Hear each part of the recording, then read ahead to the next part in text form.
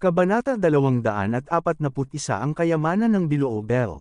Ang Biloo Palace, ang palasyo ng sinaunang emperador na si Biloo. Narinig ni Qianlei ang dakilang emperador na ito. Ang sinaunang dakilang emperador Biloo at Lady ay mga figure mula sa parehong panahon, at pareho silang mga superpower ng panahong iyon, at isang henerasyon ng pagmamataas. Sa huling buhay, nakuha ni Qianlei ang mana ng sinaunang lady at nakuha ang Lady Sutra. Sa maikling panahon lamang, masigasig na linangin at maging isang kamangha-manghang lady. Ngayon, hindi niya nahanap ang sinaunang mana ni Lady, ngunit natagpuan na niya ang palasyo ng dakilang emperador Biloo. Kaya lang naiintindihan ni Qianlei na ang palasyong ito ay tiyak na iba sa tunay na pamana ni Biloo the Great. Ito ay isang lugar lamang kung saan naglakbay ang mga kabataan o binata ni Biloo Great upang magtanim. May mga kayamanan dito, ngunit hindi ito magiging katulad ni Qianlei. Napakahalaga nito sa mana ni Lady. Gayunpaman, ang lugar na ito ay kung tutuusin ay isang lugar ng mana na iniwan ng isang henerasyon ng mga emperador, at ang halaga nito ay walang limitasyon.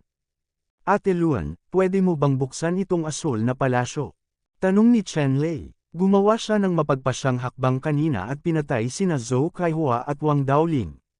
Sa sandaling ito, sa pag-iisip tungkol dito, siya ay medyo walang ingat.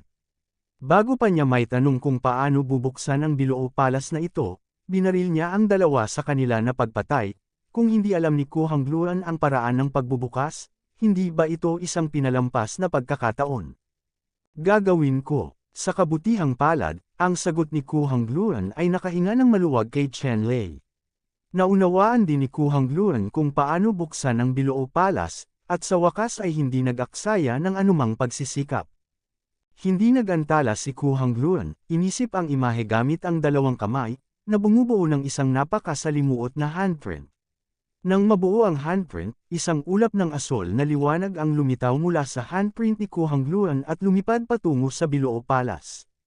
Ang grupong ito ng asul na liwanag ay nahulog sa magaan na kurtina sa labas ng Biloo Palace, at ang layer ng nagniningning na liwanag na iyon ay agad na nawala ng walang bakas, na inihayag ang tunay na mukha ng Biloo Palace. Ang palasyong ito ay ginawa talaga gamit ang bluestone. Ito ang obra maestra ng dakilang Biloo. Nang mawala ang ilaw na kurtina at lumitaw ang Biloo Palace sa harap ni Qianlei at Ku Hongluan, hindi napigilan ni Qianlei na mapasigaw nang makita niya ang totoong anyo ng Biloo Palace. Ang mga asul na palasyo ay itinayo lahat gamit ang mga asul na bato. Ang asul na batong ito ay isang uri ng hindi pangkaraniwang kayamanan ng katangian ng tubig. Hindi lamang ito magagamit para sa mga pagbuo ng array, ngunit maaari rin itong gamitin para sa mga kasanayan. Isang ordinaryong treasure soldier ang sumanib sa ang isang piraso ng bluestone na kasing laki ng isang pako ay maaaring maging isang mahusay na water attribute treasure soldier, at ang lakas nito ay maaaring tumaas ng 12 ng beses mula sa manipis na hangin, na napakabihirang. Gayunpaman, ang asul na palasyo sa harap ko ay nakatayo dito na parang burol, puno ng top grade na asul na mga bato, malinaw na kristal, at nagpapalabas ng malakas na aura ng katangian ng tubig. Sige, huwag ka na mataranta, pasok ka na. Sinabi ni Ku Hongluan kay Qianlei na siya ay nasa cultivation clothes, lahat ay may fire attribute cultivation. Hindi niya gaanong naramdaman ang asul na batong ito, at nakaramdam siya ng pagtutol mula sa kaibuturan ng kanyang puso. Gayunpaman, pagkatapos ng lahat, ito ang dojo ng palasyo kung saan dating nanirahan ang dakilang emperador Biloo. Dapat mayroong higit pa sa mga asul na bato sa loob nito. Maging ito ay treasure peel, treasure manuscripts, o hidden treasures, lahat sila ay mahalaga. Ang mga bagay na iyon ang naisip ni Ku Hongluan. Malaking pagkakataon at malaking swerte ang maaaring makuha. Nakinig si Qianlei at tumango. Bagamat magandang bagay ang asul na batong ito, halatang palasyo lang ito. Napakasayang magtayo ng palasyong may bluestone. Kung gayon ang mga kayamanan sa palasyong ito ay mas mahalaga. Pumasok sina Qianlei at Ku Hongluan sa Biloo Palace. Ang lugar ng Biloo Palace ay napakalaki, at ang mga silid at koridor sa loob ay parang maze. Magkahiwalay tayo ng landas. Ang mga kayamanan na maaari nating makuha ay nakasalalay sa mga pagkakataon ng bawat tao. Kung nakakuha tayo ng mga kayamanan, tulad ng mga kayamanan, mga magic technique, at iba pa, dapat silang kopyahin sa kabilang partido. Ano sa tingin mo? Iminungkahi ni Ku Hangluan kay Chen Lei na sabay silang pumasok sa Biloo Palace. May malinaw na hindi mabilang na mga kayamanan sa Biloo Palace. Matapos makita ang isang malaking bilang ng mga kayamanan, ni isa sa kanila ay hindi magagarantiya na hindi sila isisilang. Kasakiman. Kaya, mas mabuting maghiwalay. Kung sino ang makakuha ng kayamanan ay mapupunta kung kanino. Hindi nakikita o nagseselos. Gayunpaman, ang mga kayamanan tulad ng precious scriptures at martial skills ay maaaring kopyahin at i-transcribe. Dapat silang hatiin sa dalawang bahagi, at ang kayamanan na ito ang pinakamahalagang kayamanan. Si Chen Lei ay natural na walang pagtutol. Tumanggo siya at sumang-ayon sa mungkahi ni Ku Hangluan. Pagkatapos, matapos manampa ang dalawa na hindi nila itatago ang anumang kayamanan na kanilang matatagpuan ng pribado, naghiwalay sila at ginalugad ang Biloo Palace na ito. Kumaliwa si Chen Lei at kumanan si Ku Hangluan. Sa isang iglap, nawala silang dalawa sa maraming palasyo ng Biloo Palace. Naramdaman lang ni Chen Lei na ang palasyong ito ay napuno ng masaganang espiritu ng tubig, na nagpapanatili sa kanyang katawan na nagpakain, at naging mas malakas at mas matigas. Nagpunta si Chen Lei sa lahat ng paraan at natagpuan ang palasyong ito. Naglalaman ito ng malaking bilang ng mga kayamanan, lahat ng uri ng hiyas, orbs, treasure mine, at iba pa, na pumupuno sa mga silid sa daan ng ayon sa gusto, kahit na pagkatapos ng daan-daang milyong taon, ang mga ito ay sagana at hindi mabibili. Siyempre, hindi nag-atubili si Chen Lei na ilagay ang lahat ng mga bagay na ito sa storage ring. Gayunpaman, ang mga hiyas, kayamanan, at iba pa ay hindi ang pangunahing layunin ni Chen Lei. Gusto niyang hanapin siya dito. Mahahalagang kayamanan man tulad ng treasure at soul seeds, ordinaryong kayamanan, gaano man karami ang anihin mo, walang sense of accomplishment.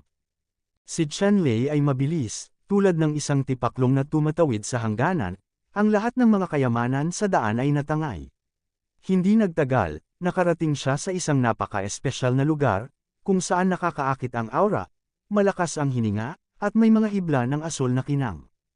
Patuloy na kumikislap sa hangin. Binuksan ni Chen Lei ang pinto ng bulwagan na ito at nakitang walang laman ang bulwagan na ito. Sa gitna ng bulwagan, mayroong isang pool ng mga asol na alon. Maraming mayamang espiritu ang damaloy mula sa lahat ng direksyon at natunaw sa pool na ito. Agad na lumapit si Chen Lei sa pool na ito at tumingin sa pool, at nalaman na ang ilalim ng pool ay kasing berde ng paglalaba, dalisay at walang kapantay, na parang isang purong esmeralda ang kumalat sa ilalim ng pool, ang kulay ay nakasisilaw. Kakaiba ang mga mata ni Chen Lei. Nakikita niya sa isang sulyap na sa bulwagan na ito, mayroong isang napakahusay na hanay ng pagtitipon ng mga espiritu, at ang pool na ito ay ang mata ng hanay, hindi mabilang na mga berdeng aura na nakikita ng mata, mula sa ito ay natipon mula sa lahat ng direksyon, sa pinakamataas, walang bisa, at nakalubog sa hanay nitong dakilang pagtitipon ng mga espiritu. Sa ilalim ng pool na ito, tumingin si Chen Lei at nakita niya na sa ilalim ng pool na ito, mayroong isang maliit, maliwanag na berdeng kampanilya, kasing laki lamang ng isang hinlalaki, at ito ay isinama sa ilalim ng pool. Hindi ka tumitingin ng mabuti, halos hindi nakikita sa ilalim ng berdeng pool, mayroong isang napakamahal na orasan. Ang mahalagang orasan na ito, na may hindi mabilang na mga berdeng vortex na nagmumula sa labas, ay sumisipsip ng espiritual na enerhiya na natipon mula sa Great Spirit Gathering Formation sa katawan ng orasan, na walang naiwan. Nagulat si Chen Lei. Mula sa mahalagang orasan na ito, naramdaman niya ang isang kapangyarihang sumisira sa mundo. Ang mahalagang orasan na ito ang pinakamakapangyarihang kayamanan na nakita niya.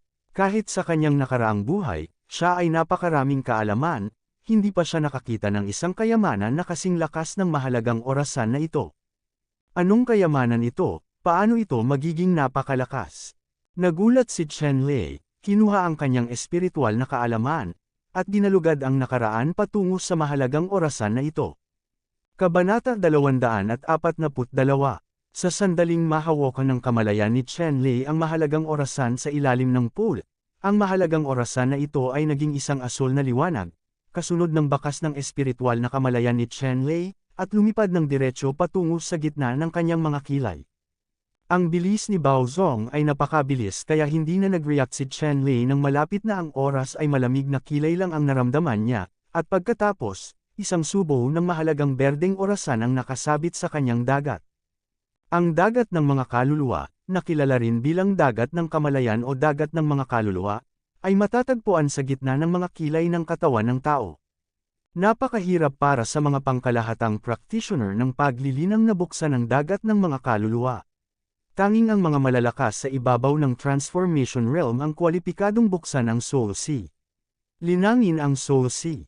Ang dahilan kung bakit nagawang linangin ni Chen Lei ang kanyang Divine Consciousness ay dahil sa muling paghubog ng likas na Thunder Soul Corpus ng Thunder God Liquid. Bukod dito, ang Soul Sea ni Chen Lei ay malawak at walang hanggan, ngunit ang kanyang kasalukuyang Soul Sea ay sumasakop lamang ng mas mababa sa 1 bilyong Soul Sea na lugar. Ang berdeng kayamanan na orasan na ito, sa sandaling ito ay pumasok sa dagat ng kanyang kaluluwa, agad na lumawak, nakabitin sa himpapawid, naglalabas ng malamig na berdeng liwanag, tulad ng isang malaking bundok, ang momentum ay kahanga-hanga, at ang kaluluwa ay tumingin dito, pakiramdam sa isang suffocate malakas na presyon. Sa oras na ito, ang dalawang kulay na mahalagang orasan ay kasing laki ng isang bundok, na nakasabit sa ibabaw ng dagat ng Chenlei Shenhan. Ang mga dingding ng orasan ay kasing manipis ng mga pakpak ng cicada. Ang orasan ay inukita ng pinaka-primitive na rune, na nagpapakita ng kamahalan ng Grand Dao, 5 sa hindi mabilang na malalaking karakter na binubuo ng mga rune, na naka-embos sa dingding ng orasan, na tinatawag na Jiushan Biluaojong. Ang bawat isa sa 5 karakter na ito ay binubuo ng daan-daang milyong rune, na nagpapalabas ng asul na liwanag, na nagpapadama sa mga tao ng walang hanggan na pamimilit. Sa loob ng dingding ng orasan, hindi mabilang na mga karakter ang nakaukit. Ang mga karakter na ito ay parang mga asul na bituin, na naka-embed sa dingding ng orasan, na naglalabas ng mga matingkad na bituin. Pamilyar na pamilyar si Chen Lei sa ganitong uri ng karakter. Sa wakas, naalala niya na ang ganitong uri ng karakter ay eksaktong kapareho ng round-mouthed 3-legged bronze small tripod na mayroon siya. Napaka-magical, ngunit sa kaalaman ni Chen Lei, hindi niya ito alam. Ano ang ibig sabihin ng mga karakter na ito? Pero ang malinaw ay misteryoso at umiiyak din ang mga nakaukit na kasulatan sa Bizhong. Hindi pa nakaka-recover si Chen Lei. Biglang, mula sa itaas ng berdeng kampana, isang binata ang dahan-daang lumabas, nakasuot ng asul na damit na may gwapong mukha, malinaw na mga mata at puno ng espiritual na karunungan. Junior Generation, Emperor, Biluo, nakuha mo na ba ang 9 na araw na Jade Bell ng Emperador? Ang kakayahang gawin ng 9 na araw na Jiushang ng Emperador ay kilalanin bilang Master ay sapat na upang ipakita na ikaw ay may mga pagpapala, at ang Emperador ay maaari lamang na pagpalain ka dito, gayunpaman, dahil ikaw ay may napakalaking benepisyo mula sa Emperador, kung gayon, siya rin ay nagpanday karma sa Emperador. Hindi ka hinihiling ng Emperador na gumawa ng iba pang mga bagay, ngunit kung mayroon kang kapangyarihan sa hinaharap, mangyaring sundin ang Emperador upang manatili sa mundong ito. Ang isang inapo ng Orthodox tradition, pag nanais ay sapat na, iniisip ko kung maaari kang sumang-ayon. Panipi. Pagkatapos magsalita, ang binata ay tumingin kay Chen Lei, ang kanyang mga mata ay malalim, na parabang siya ay naglakbay sa mahabang ilog ng panahon at nakita ang hinaharap. Naantig si Chen Lei, ang binata sa kanyang harapan ay si Emperor Biluo. Sa pagtingin sa kanyang malalalim at malayong mga mata, na parabang naglakbay siya ng daan-daang milyong light years para makarating sa kanya, paano tatanggi si Chen Lei? Dapat niyang malaman na kung hindi siya pumayag sa kahilingan ng Emperador, kung gayon ang isang ito ay mukhang pambihira. Siguradong mamimiss siya ng malakas at malalim na 9 na araw na asul na kampana. Ito ay simpleng pag-aalaga sa mga inapo ng Biluo Orthodox Emperor. Ano ang hirap? Sa makatuwid, iniyuko ni Chen Lei ang kanyang mga kamay at yumuko hanggang sa dulo at sinabi kay Emperor Biluo, "Anak Chen Lei, ngayon ang kayamanan ng dakilang Emperador.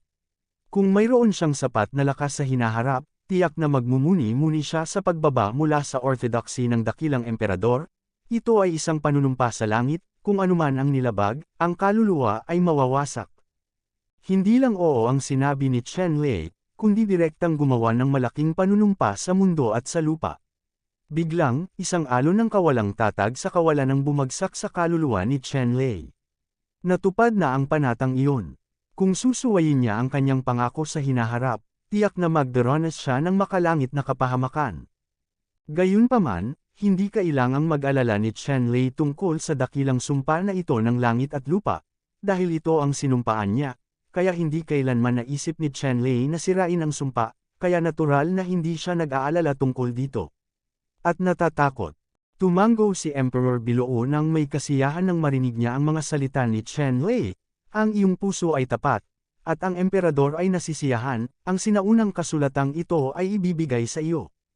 Pagkatapos magsalita, ang figure ni Great Emperor Biloo ay biglang naging baha ng liwanag at ulan. Ang liwanag at ulan na ito ay mga mahiwagang karakter, tulad ng isang asul na ilog, na dumadaloy sa kaluluwa ni Chen Lei, sa kaluluwa ni Chen Lei.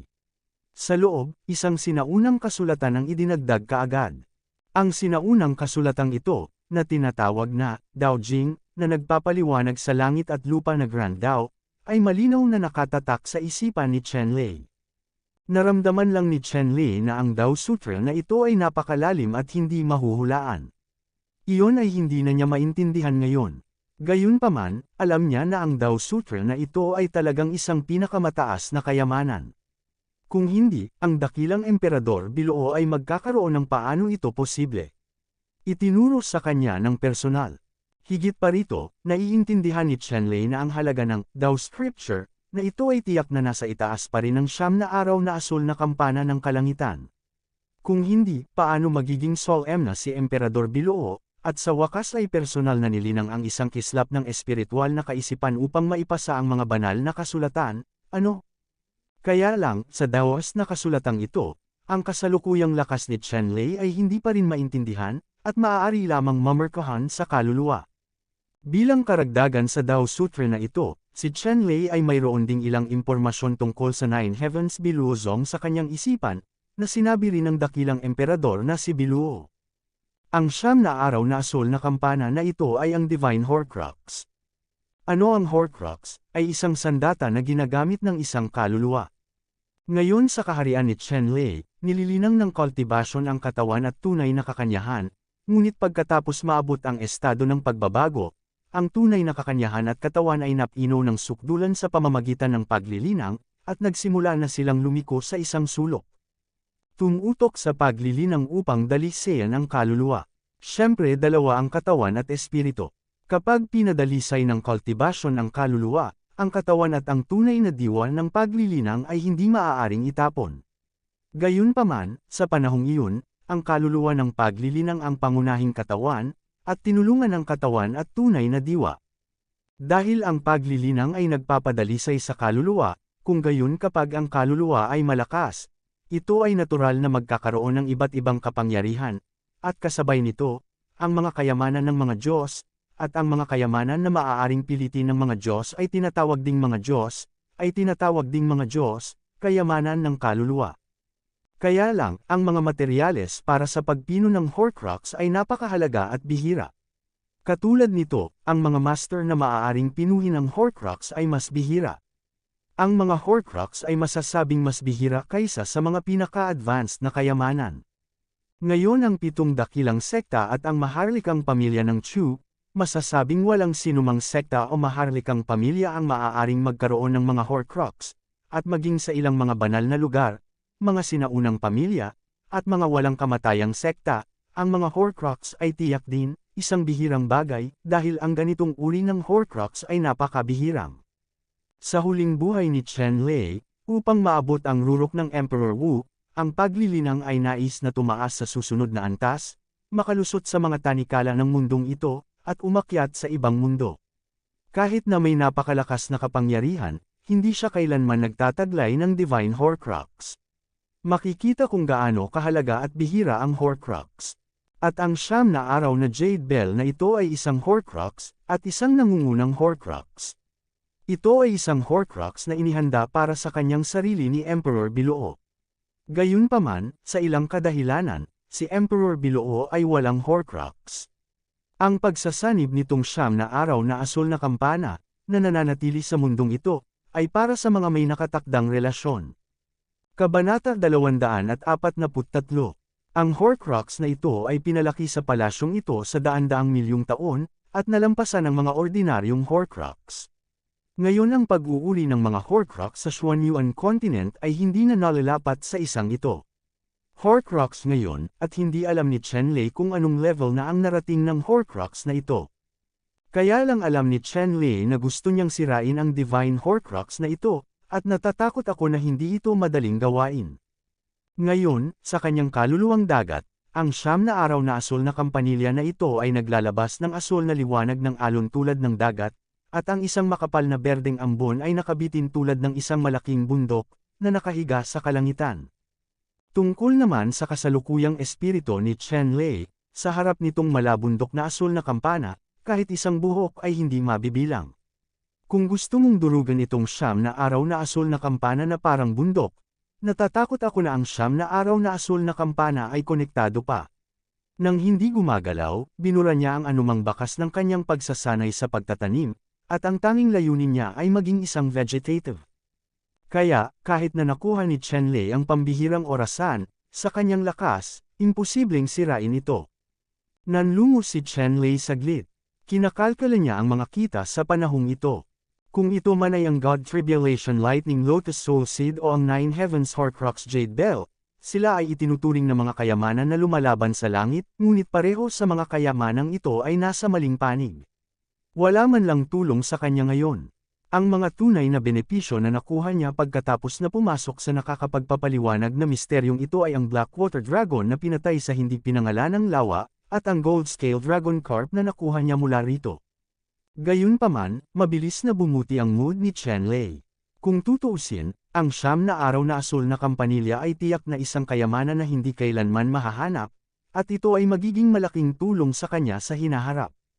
Ang 9 na araw na asul na kampanang ito ay masasabing pinakamahalagang kayamanan sa asul na palasyong ito. Matapos makuha ang 9 na araw na asul na kampana, walang pinagsisisihan si Chen-Lei kahit na wala na siyang natitira. Gayunpaman, nang sabihin iyon, hindi ibibigay ni Chen-Lei ang iba pang mga kayamanan sa Biloo Palace.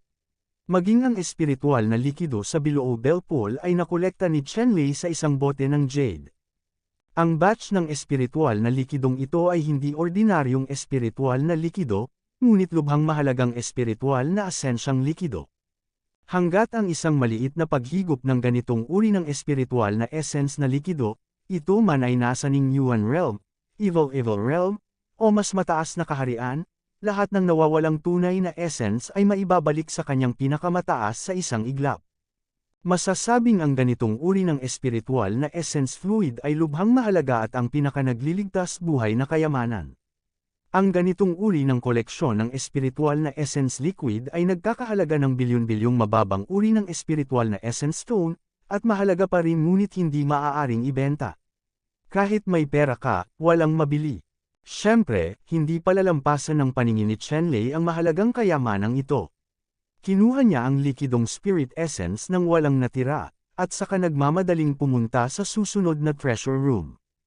Malayo-layo ang nilakad ni Chen-Lei at hinanap ang lahat, ngunit lahat ng mga kayamanan na nakita niya, gaano man ito kahalaga, ay nakaimbak sa storage ring.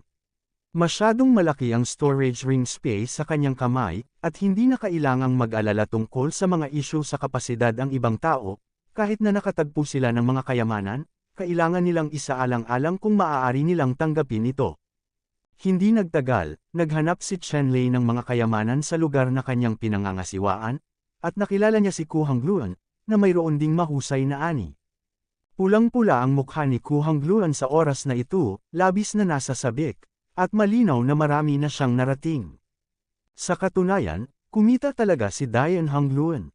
Ang pinakamahalaga ay isang set ng growth-oriented flying swords na tinatawag na Bianying Lightsaber. Ang Bianying Lightsaber set na ito ay may 9 na bibig. Ito ay isang hanay ng mga napakahalagang kayamanan sa paglaki, ibig sabihin, hanggat sapat ang mga likas na materyales at mga kayamanan sa lupa. Ang hanay ng mga asul na apoy at magagaan na mga espada ay maaaring lumaki hanggang sa punto ng pinakamataas na ika-9 na antas ng kayamanan, kahit na, kung mayroon kang sapat na lakas upang makapasok sa tier siyam at maabot ang isa pang hindi masabi na antas, hindi imposible. At ang set na ito ng naglalagablab na light swords ay akmang-akma rin sa kanyang fire attribute na pangangatawan, halos pinasadya para sa kanya. Bilang karagdagan sa set na ito ng Bianying lightsaber, nakatanggap din si Kuhang Luan ng 100 bote ng Biluo Dadan. Ang Biluo Great Peel na ito ay isang peel na gawa mismo ng Biluo Great Emperor. Sa ngayon, hindi pa rin nawawala ang bisa nito. Hindi banggitin na ang Biluo Great Peel ay 12 ng bote lang ng peel ng Biluo Great Peel Sheng. Ang mga nakapagpapagaling na katangian ay tinatakan sa loob ng mahabang panahon, maaari itong tawaging isang walang katulad na kayamanan. Bilang karagdagan, nakakuha din si Kuhang Luan ng ilang bihirang at kakaibang kayamanan, na lahat ay bihira, at ang ani ay higit na lumampas sa kanyang inaasahan. Ang iba't ibang pakinabang ni Chen Lei ay hindi bababa sa Kuhang Luan, maliban sa 9 na araw na asul na kampana. Pagkatapos ng pagkikita ng dalawa, sila ay lubos na nasiyahan, ngunit hindi nila binanggit ang isang salita tungkol sa bawat isa. Ate Luan, may naiwan ka bang kayamanan? Tanong ni Chen Lei kay Kuhang Luan. Bagamat naghanap na si Kuhang Luan mula sa ibang direksyon, dapat ay walang maiiwan na kayamanan, ngunit muling nagtanong si Chen Lei. Maaari kang pumunta at tingnan. Direktang sabi ni Kuhang Luan. Mabuti, diretsyong sabi ni Chen Lei, pagkatapos ay itinaas ang kanyang figure at tumangay sa direksyon na pinuntahan ni Kuhang Luan, gustong makita kung may anumang kayamanan na hindi natuklasan ni Kuhang Luan. Walang katumbas na halaga ang lahat. Nagmamadaling pumunta si Kuhang Luan sa lugar kung saan katatapos lang nilakad ni Chen Lei na may parehong iniisip. Kung may na-miss si Chen Lei, baka pwede pa niyang kunin. Kaya lang, nang maingat na hinanap ni Kuhang Luan ang rutang dinaanan ni Chen Lei, idiniretso niya ang kanyang mga paa. Kung saan dumaan si Chen Lei, parang tipaklong tumatawid sa hangganan, hindi man lang nag-iwan ng damo. Si Chen Lei naman, maganda ang mood niya. Si Kuhang Luan ay nangolekta ng mamahaling, bihira at maliliit na bagay sa daan, ngunit napabayan ang ilang napakalaki at mahalagang kayamanan. Halimbawa, sa isang parke, may mga bato na libu-libong metro ang taas. Ang mga batong ito ay gawa sa Mountain Fat God Jade at bakal. Napakahusay na material para sa pagpino ng mga crafts. Bihira sa mundo. Si Chen Lei ay hindi magalang, direkta lahat ng malalaking bato ng ilang libong metro ay inilagay sa storage ring. Mayroong 12 ng mga kayamanan tulad nito, na lahat ay malalaki at dinadala ni Biluo the Great bilang mga dekorasyon sa mga hardin at palasyo. Ang mga bagay na ito ay hindi napino sa mga kayamanan, ngunit ang kanilang halaga lamang ay medyo nakakagulat na si Chen Lei ay hindi magalang, isa-isa sa storage ring. Sa wakas, hinanap ni Kuhang Luan at Chen Lei ang buong Biluo Palace, at pagkatapos makumpirma na walang mga pagkukulang dito, lumabas sila ng Biluo Palace.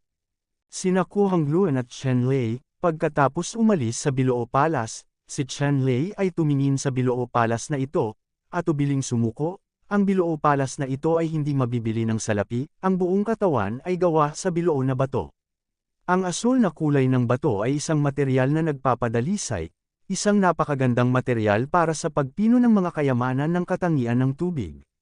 Ang isang piraso ng kamao sa labas ay nagkakahalaga ng milyon-milyong low-grade elements ore. Anong nakikita mo? Nakaahit na kami ng 3 talampakan ng dumi dito.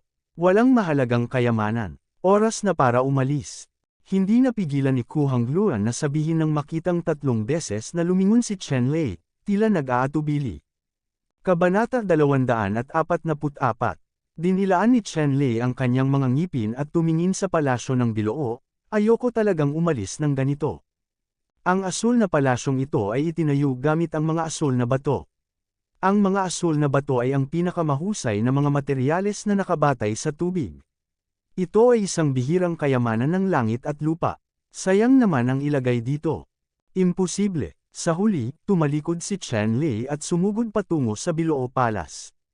Gisingin mo ako. Inangat ni Chen Lei ang isang bahagi ng pader ng palasyo, sumigaw ng malakas, at sinubukang ilipat ang bahaging ito ng pader ng palasyo ng buong lakas. Gusto mo bang ilipat ang palasyong ito? Lumapit si Kuhang Luan kay Chen Lei, tumingin kay Chen Lei na tulala, at nabigla sa mga aksyon ni Chen Lei. Wala pa siyang nakitang mas masigla sa pananalapi kaysa kay Chen Lei. Maraming tao ang pumunta sa Biloo Palace upang maghanap ng mga kayamanan.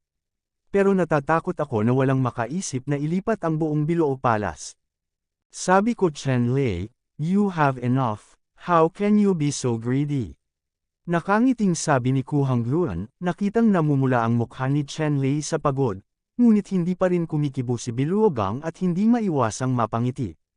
Nagbingi-bingihan si Chen Lei sa mga salita ni Ku Hongluan, at ginamit ang kanyang mga braso para pakilyusan ang daan-daang milyong katay sa kanyang katawan. Umbok ang kanyang mga kalamnan at kitang-kita ang kanyang mga ugat, at halatang naubos na niya ang lahat ng kanyang lakas. Sa ilalim ng nakatulala na bibig ni Ku Hongluan, isang seksyon ng pader ng palasyo na daan-daang metro ang haba ay puwersahang ginalaw ni Chen Lei, na naglalabas ng berdeng ilaw. Pinunasan ni Chen Lei ang kanyang pawis, ang Biloo Palace na ito ay talagang sapat na makapangyarihan upang bumuo, ngunit ngayon ay inalis na niya ang 9 na araw na Biloo Bell sa Biloo Palace. Ang 9 na araw na Biloo Bell ay ang kayamanan ng Biloo Palace. Ito rin ang censorship ng Biloo Palace's ban kung wala ang 9 Heavens Biloo Clock, ang kapangyarihan ng Biloo Palace ay nabawasan, at inalis ni Chen Lei ang isang bahagi ng pader. Hindi mahalaga, bamuka ang cherry mouth ni Ku Hongluan na kasya sa isang itlog, na may hindi kapani-paniwalang ekspresyon sa kanyang mukha. Ngumiti si Chen Lei kay Ku Hongluan, at direktang inilagay ang pader ng palasyo na gawa sa daan-daang metro ng bluestone sa storage ring. Bakit, ang bluestone na ito ay isang napakahalagang materyal para sa pagpino, gusto mo bang kunin? Tumingin si Chen Lei kay Ku Hongluan, na tulala, at nagtanong. Nagulat si Ku Hongluan at tumango, oo, ito ay napakahalaga. Siyempre, sisingilan ko ng kaunti. Nang makitang ibinagsak ni Chen Lei ang pader ng palasyo daan-daang metro ang layo, naantig din si Ku Hongluan. Ang asul na batong ito ay tunay na isang napakahalagang bagay. Kahit hindi mo kailangan, pwede mong ilabas para ipalit sa gamot at scars. Ito rin ay kamangha-mangha. Sa pag-iisip nito, binitawan din ni Ku Hongluan ang kanyang magandang tindig, tulad ng isang mayamang munting mayamang babae, ay tumakbo, at sinimulang gibain ang palasyo ng Biloo Palace. Hindi may galaw ni Chen Lei ang buong Biloo Palace sa kabuuan, ngunit walang problema sa pagbuwag at paglipat nito. Hindi niya pinansin si Ku Hongluan, at sinimulan niyang sirain ang napakalaking palasyong ito. Sa huli, si Chen Lei ay ganap na nawasak, kahit isang pundasyon ay hindi naiwan. Sa oras na ito, sa storage ring ni Chen Lei, ang mga bluestones ay pinagsama-sama upang bumuo ng isang maliit na bundok. Ang mga asul na batong ito ay maaaring gamitin upang maglatag ng ikapito o kahit na ikawalong order na katangian ng tubig sa pagbuo ng proteksyon sa bundok. Sa Yangzhang, malaki ang maitutulong nito sa Qingyangzhang. At si Ku Hongluan ay nakakolekta din ng maraming bluestones, ngunit pagkatapos niyang mangolekta ng ilan, huminto siya, dahil ang storage ring sa kanyang kamay ay walang masyadong espasyo, ayaw niyang ilagay ang storage ring. Puno ng mga bato. Sa huli, ang buong Biloo Palace ay halos mabihag ni Chen Lei bago umalis kasama si Ku Hongluan. Dahil dito, ang mga alagad ng ibang mga sekta na nang maglaon ay naghanap ng Biloo Palace, halos magsimulang magduda sa kanilang sariling buhay. Malinaw, ang lokasyong nakamarka sa mapa sa kanyang mga kamay ay kung saan matatagpuan ang Biloo Palace, ngunit pagkatapos maghanap ng higit sa 100 beses, hindi nila nakita ang Biloo Palace, kaya nagduda sila sa pagiging tunay ng mapa sa kanilang mga kamay. Si Chen Lei at Ku Hongluan ay umalis sa Biloo Forest. Ang pinakamalaking pagkakataon sa Biloo Forest ay Biloo Palace. Kinain na sila at tinangay ng dalawa. Walang mga brick na natitira. Itong Biloo Forest 2 hindi na kailangang manatiling nostalgic. Chen Lei, ito ang ilang mga lihim ng pagsasanay na nakolekta ko, maaari mong kopyahin ang mga ito. Sa daan, kinuha ni Ku Hongluan ang lahat ng mga pagsasanay na nakuha niya mula sa Biloo Palace para kopyahin ni Chen Lei. Ito ay napagkasundoan ng dalawa at gumawa sila ng isang malaking panata. Si Ku Hongluan ay natural na hindi sisira sa kanyang pangako. Kinopya ni Chen Lei ang mga pagsasanay na ito, at kasabay nito, kinuha ang ilan sa mga pagsasanay na nakolekta niya at ibinahagi ang mga ito kay Ku Hongluan. Si Ku Hangluan ay hindi magalang, at itinuon ang sarili sa pagkopya ng mga pagsasanay na ginawa ni Chen Lei. Hindi nagtagal, natapos ng kopyahin ng dalawa ang mga pagsasanay ng isa't isa. Sa katunayan, nakuha din ni Chen Lei ang Dao Jing na personal na ipinasa ng Great Emperor Biloo, at isang sinaunang kasulatan na nakaukit sa panloob na dingding ng Jiushan Biloo Clock. Gayunpaman, kung ito ay ang Tao Jing, o ang mga sinaunang kasulatan na nakaukit sa panloob na mga dingding ng Jiushan Biluaojong, si Chen Lei ay walang paraan upang isulat ang mga ito, lalo pat sabihin kay Ku Hangluan sa pamamagitan ng pagbigkas, espiritual na kaalaman, at iba pa. Sabi niya noong ay gusto kong sabihin kay Ku Hangluan ang tungkol sa dalawang pagsasanay na ito, blanko ang isip ko, at wala akong maalala. Ano bang problema mo? Nakita ni Ku Hangluan na hindi tama ang ekspresyon ni Chen Lei, at nagtanong. Wala naman. Sa huli, binagtas ni Chen Lei ang paksa. Dahil hindi maisapubliko ang dalawang pagsasanay na ito, hindi ito maituturing na paglabag sa kanyang panunumpa, kaya kinailangan niyang huminto. Hindi ito masyadong inisip ni Ku Hangluan. Matapos ipaliwanag ng dalawa ang kani-kanilang pagsasanay, napag-usapan nila kung ano ang susunod nilang gagawin. Ang lihim na kaharian ng Qishan na ito ay puno ng mga krisis, at ang lugar ay napakalaki. Napakabihirang magkita silang dalawa, kaya naman, pagkatapos ng pag-uusap, nagpasya silang mag-ingat sa isa't isa at maglakbay ng magkasama mula ngayon tungkol sa mga benepisyo ng paraan ng treasure opportunity. Ang pangkalahatang treasure opportunity ay nahahati ng pantay, kung ito ay ang uri ng treasure opportunity na labag sa langit, ito ay nakasalalay sa personal na swerte. Matapos ang pag-uusap ay nagsimulang mag-usap ang dalawa kung saan sila susunod na pupunta. Dito tayo, pumunta sa kanluran sa direksyong ito. Mayroong pinakatanyag na Golden Plain sa Enlightened Secret Realm. Bakit hindi tayo pumunta sa Golden Plains? Sa Golden Plain, mayroong hindi mabilang na mga gintong hayop. Hanggat papatayin mo ang mga gintong hayop, maaari mong makuha ang gintong kakanyahan sa mga gintong hayop. Panipik. Kumuha si Ku Hangluan ng mapa, sinuri ito sandali, at nagbigay ng payo kay Chen Lei. Tiningnan din ni Chen Lei ang mapa na ito at nalaman na pagkatapos tumawid sa Golden Plains, mararating niya ang Thunder Swamp.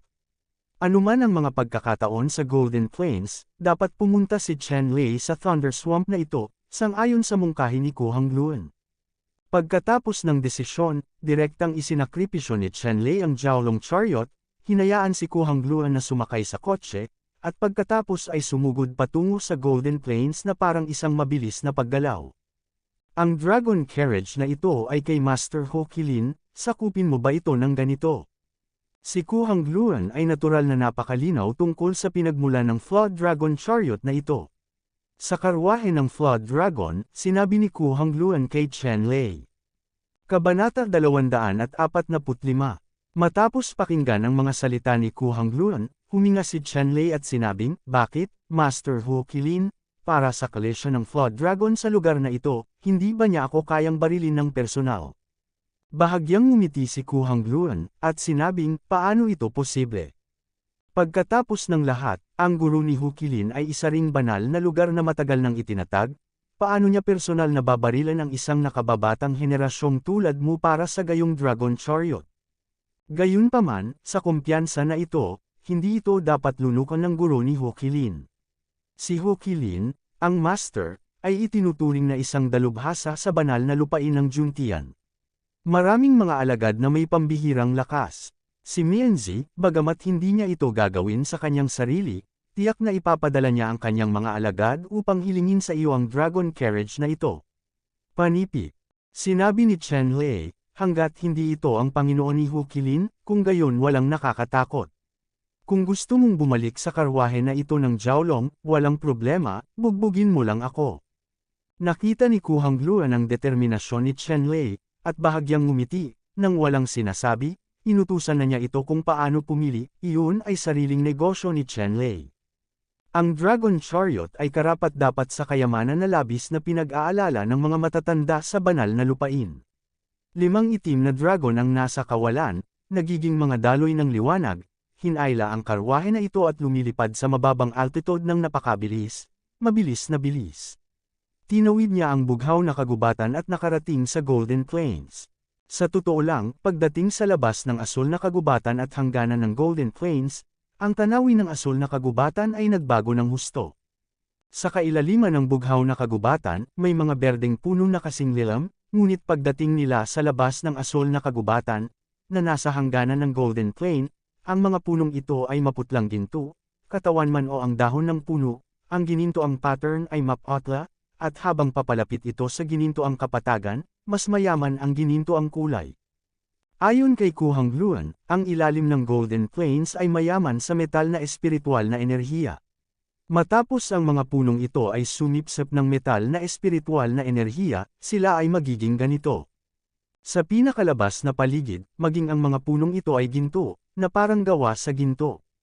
Inilapag ni Chen-Lei ang Jiaolong Chariot sa lupa. Nang lumapag ang Jiaolong Chariot sa lupa, gumawa ito ng malakas na tunog, tulad ng banggaan ng dalawang malalaking piraso ng metal. Ang gintong lupa ay parang isang tunay na gintong amag, malakas at pambihira.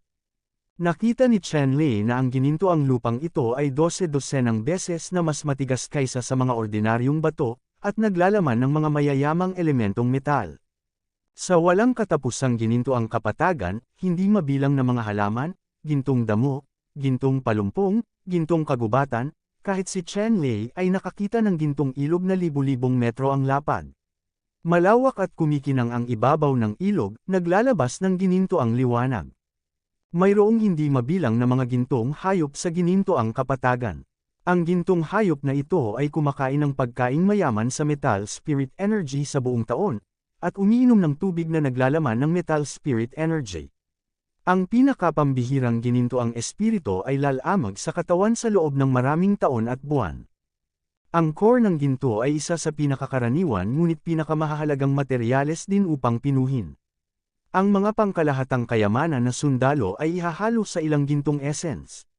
Gayunpaman, kung ang ilang gintong essence ay ihalo sa isang treasure soldier, ito ay gagawing ang talas at katigasan ng treasure soldier ay tumaas ng 12-dosenang beses. Kaya naman, masasabing kulang si Jingjing. Ang mga karaniwang pinagmumula ng espiritu ng ginto ay nakuha mula sa ginto.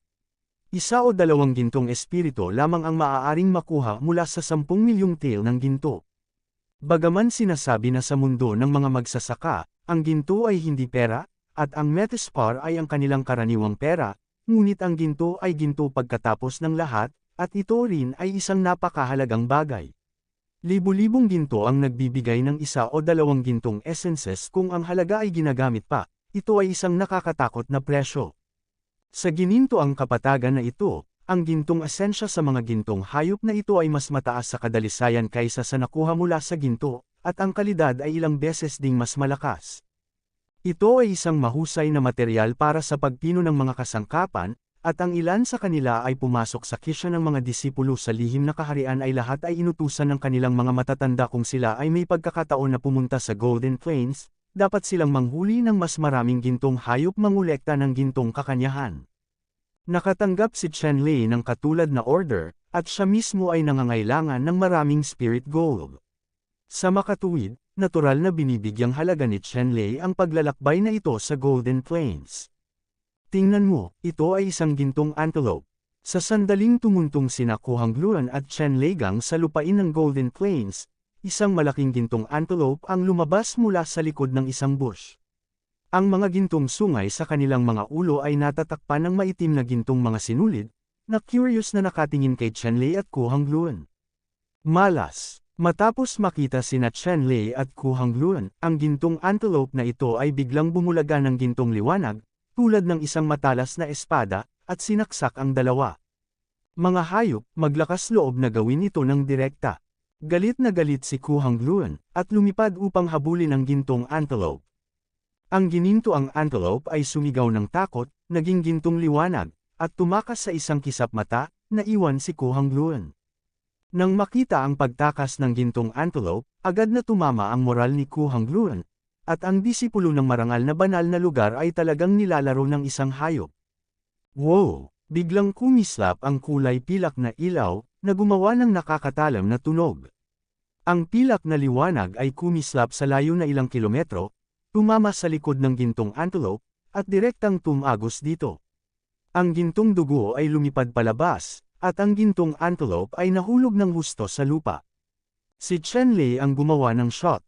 Hinawakan niya ang silver moonbow at tumingin sa harap. Junior Brother Chen, magandang trabaho. Masayang sumigaw si Ku Hongluan, pagkatapos ay lumipad sa isang iglap, at sumugod patungo sa gintong antelope, sinusubukang hukayin ang ginintoang diwa mula sa gintong antelope. Gayunpaman, bago tumakbo si Ku Hongluan sa gintong antelope, 7 o 8 malalaking gintong lobo ang biglang tumalon mula sa mga palumpong.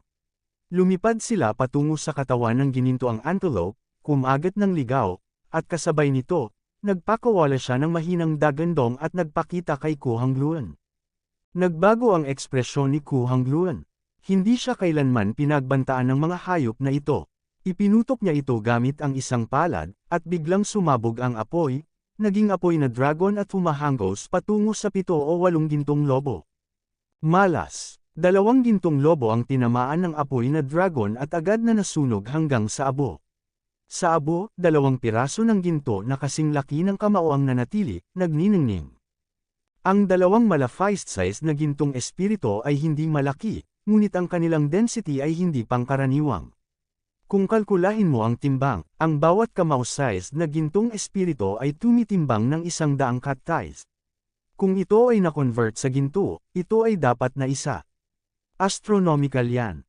Umuungol. Nang makita ang pag-atake ni Ku Hongluan, ilang iba pang gintong lobo ang biglang umungal.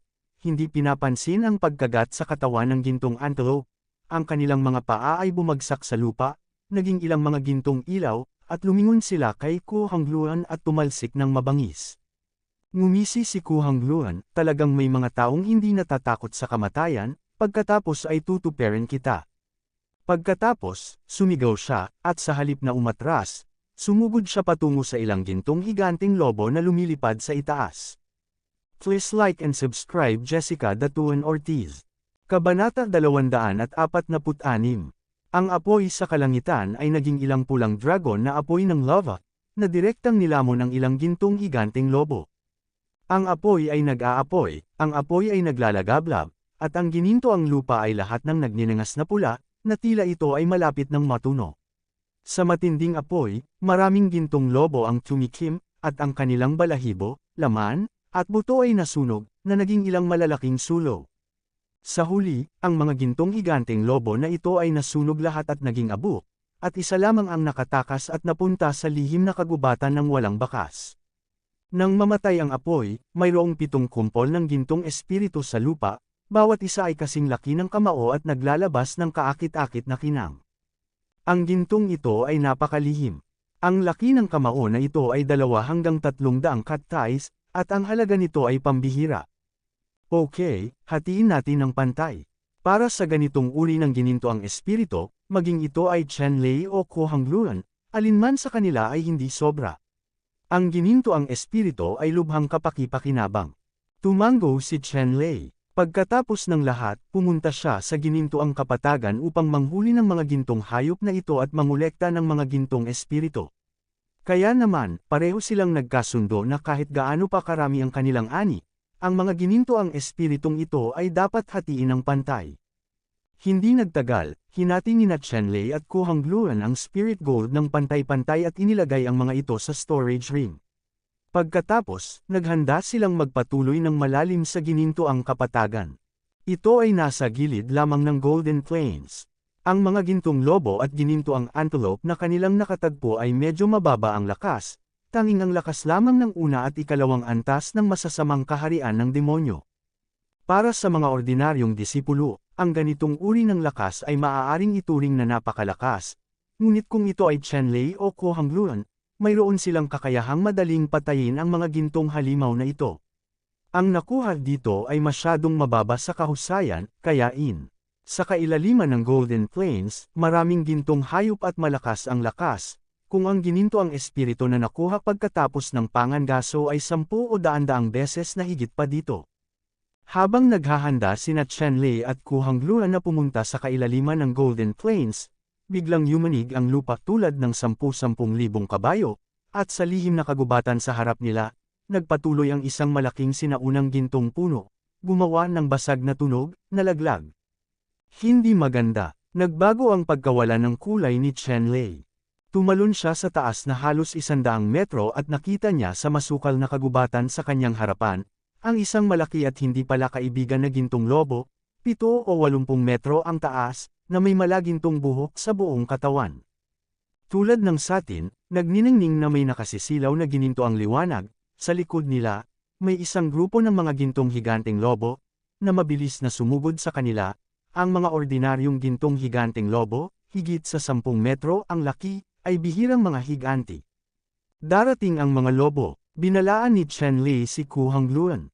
Si Ku Hangluan ay bumangon din sa himpapawid, tinitingnan ng parang gintong alon na lobo, at nagsabi, naglalaban ba ito o aalis? Sinabi ni Chen-Lei, syempre, ito ay digmaan.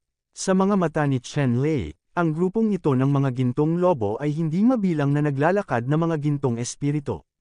Sa ganoong pagkakataon, kung hindi kukunin ni Chen-Lei, maaawa si Chen-Lei sa kanyang sarili, paano siya makakatakas? Gaano kakatiyak na ikaw ang pinuno ng gintong lobo? Tanong ni Ku Hangluan. Naramdaman ni Chen-Lei ang lakas ng Golden Wolf Leader, at sinabing, 10% sure.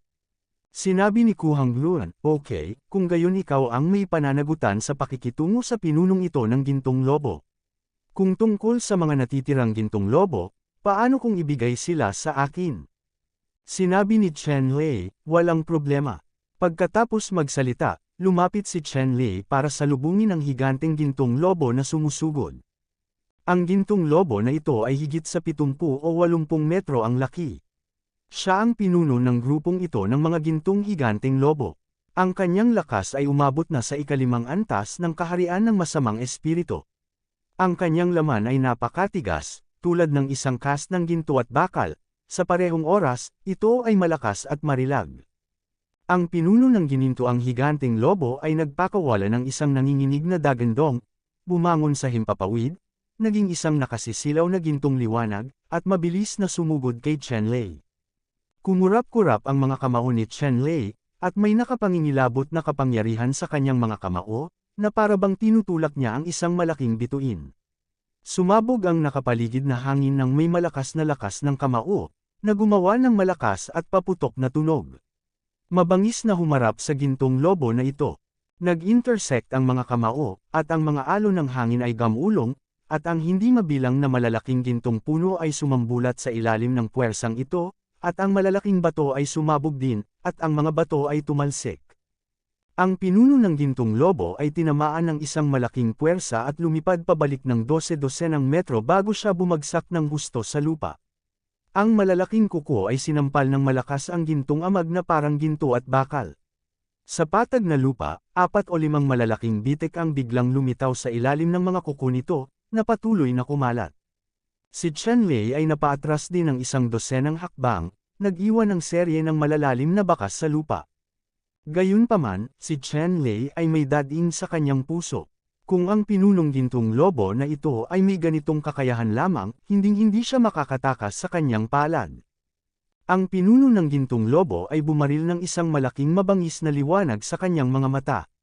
Yumuko siya at umungol. Biglang, isang mabangis na liwanag ang sumilay sa kanyang mga mata, nagmamadaling tumawid sa gininto ang kapatagan, tulad ng hangin, patungo kay Chen-Lei. Matapos dumaan, isang serye ng malalaking bakas ng paa ang naiwan sa daan, na bumagsak ng malalim sa lupa ng ilang metro, nagpapataas ng isang buga ng gintong alikabok, at naglabas ng alikabok na dragon. Sa pagkakataong ito, ang pinuno ng gintong lobo ay parang isang high-speed na tren, na nag-iiwan ng gininto ang kinang sa hangin. Halos kaagad, lumapit siya kay Chen-Lei at binuhat ang isang malaking gintong lata. Sa mga kuko nito, may ilang metro ng matutulis na claw blades, na malamig na kumikinang sa hangin, at hinampas ito patungo kay Chen-Lei. Sa isang kisap mata sa lupa, pinutol ng matutulis na mga kuko ang ilang napakalalim na bitik. Si Chen-Lei ay nakaharap sa isang napakalaking at napakalakas na hangin, na nagpatalsak sa kanyang buhok, at ang kanyang mga damit ay nangangaso, at maging ang mga kalamnan sa kanyang mukha ay naiipit at halos ma-deform. Makikitang malakas ang suntok ng pinuno ng gintong lobo. Napaka-Tyran Aikal. Sa pagharap sa malakas na suntok na ito mula sa pinuno ng gintong lobo, si Chen Lei ay walang intensyon na umatras. Tumama ang kidlat sa buong katawan niya, at ang mga kulog na alon ng dagat ay bahagyang lumitaw sa paligid niya, na umaabot sa radius na ilang 10-10 milya, kung saan ang mga kulog na alon ay yumanig sa kalangitan, isang napakalaking figure, mabilis na lumalangoy sa dagat ng kulog, na nagdulot ng malalaking alon. Pagkatapos nito, isang malaking electric python, na may malamig na kaliskis at dekuryenteng ningning, ang bumangon mula sa ilalim ng dagat ng kulog, at sumalo sa pinuno ng higanteng gintong lobo na sinampal. Pagkatapos, hindi mabilang na nakakasilaw na mga ilaw ng kuryente ang sumabog, at ang pinuno ng gintong lobo ay labis na napigilan ng mas mahigpit na hinampas ng pinuno ng gintong lobo ang mga higanteng kuko ni Chen Lei sa ulo ni Chen Lei. Sa pagharap sa makapangyarihang Golden Wolf Leader na ito, direktang ginamit ni Chen Lei ang Lady Baoshu Electric Python para masakaw ito ng husto, at direktang nakulong ang Golden Wolf Leader. Kabanata 247. Ang pinuno ng gintong lobo ay umungal sa langit, at ang kanyang katawan ay nasagasaan ng higanteng electric python. Ang hindi mabilang na mga ginintoang wind blades ay lumabas mula sa katawan ng pinuno ng gintong lobo, nang makapal na nagkumpol, na humahampas patungo sa higanteng umaalon na sawa. Nakaugat lang ang buntot nitong electric python sa thunder sea waves na tumataas sa katawan ni Chen Lei. Ang kapangyarihan ng kulog at kidlat ay walang katapusan, kahit na ang ginintoang talam ng hangin ay pumutol ng 1 o 12 ng malalaking siwang, magpapatuloy din tulad ng dati sa isang kisap mata, umaasa sa kung gaano galit ang gintong lobo na namumuno, walang paraan, para makalaya. Si Chen Lei ay nakatayo sa dagat ng kulog, at ang tunay na diwa sa kanyang katawan ay mabilis na natupok ang kapangyarihan ng mahalagang pamamaraan na ito ni Lady ay talagang mahusay, ngunit ang pagkawala ng tunay na diwa sa kanyang katawan ay halatang astronomical. Ang tunay na diwa sa kanyang katawan ay napakalakas din, ngunit mahirap ding ipilit na gamitin si Lady Baoshu sa mahabang panahon. Tumayo si Chen Lei sa harap ni Lei Hai, itinutok ang espada, at hamampas pasulong. Isang kumikislap na liwanag ng espada ang bumaril mula sa kanyang daliri, at sa isang kisap mata ay tumaga ito sa leeg ng pinuno ng gintong lobo, at ang ulo ng lobo ay pumailan lang sa langit sa lupa, binasag ang isang malaking hukay na mahigit 10 metro ang lalim. Pinugutan ni Chen Lei ang pinuno ng Golden Wolf, at pagkatapos ay tumingin kay Ku Hangluan. Sa sandaling ito, kung saan naroon si Ku Hangluan, ang apoy ay tumaas sa kalangitan, at ang apoy na tumataas pataas ay hindi bababa sa higit sa 100 metro ang taas. Ang tanawin ay kahanga-hanga, na may mga tipak ng nagniningas na pulang ulap na nakasabit sa hangin, at malalaking bowl ang apoy na bumabagsak. Sa lupa, ang siksik na gintong kagubatan ay nasusunog, tulad ng malalaking sulong na sunod-sunod na itinatayo, na may makapal na usok na umuusok at nagliliyab na apoy. Sa dagat ng apoy na ito, makikita ang isang higanteng gintong lobo na tumatakbo mula kaliwa hanggang kanan, paulit-ulit na sumisigaw sa dagat ng apoy. Sa kasamaang palad, ang dagat ng apoy na ito ay masyadong malaki at malakas. Halos masunog ang ginintoang lupa na pula, lamambat pa, at naging uso ng magma. Ang ilan sa mga gintong higanteng lobo na tumatakbo ay direktang lumubog ang kanilang mga kuko sa lava. Sa parang latian, ito ay sinunog hanggang sa abo. Si Ku Hangluan ay nakatayo sa dagat ng apoy, at ang kanyang damit ay nanghuli at nanghuhuli, nakakapit sa kanyang maganda at nakakabaliw na katawan, ang kanyang maapoy na anyo ay walang alinlangan na nahayag. Sa sandaling ito, siya ay puno ng enerhiya, at ang iskarlote na pulse arrow sa kanyang kamay ay nagbuga ng isang maliit na kislap, sumanib sa apoy ng langit, at pinapataas ang kapangyarihan ng mga apoy, ganap na ginagawang isang maapoy na impyerno ang lugar na ito.